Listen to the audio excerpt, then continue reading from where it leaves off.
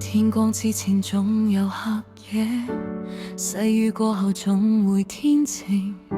人生有時跌跌碰碰，難免有幾次失意。街燈照着回家的路，晚風輕輕吹過耳邊。原來每段艱難日子都在教會我成長。如果今天未看見遠方，不代表夢想已散場。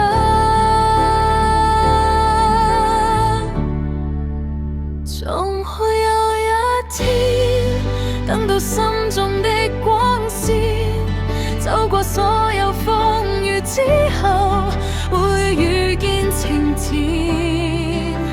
總會有一天，所有努力被看見，那些流過的眼淚都會變成紀念。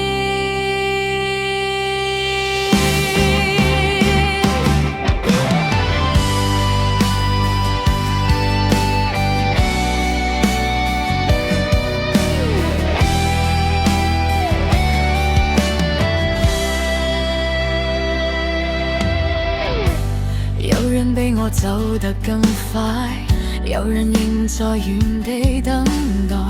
其實不必急着比較，每個人都有節拍。抬頭看看天邊晚霞，依然溫暖，依然燦爛。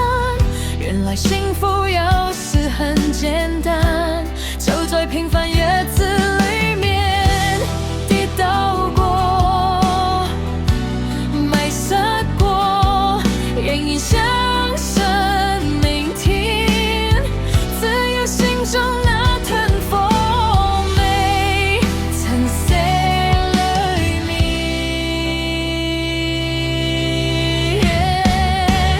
總會有一天，等到夢想開出花瓣，走過漫長歲月之後，會找到答案。總會有一天，回頭望向來時路，你會感謝那個沒有放棄的自己。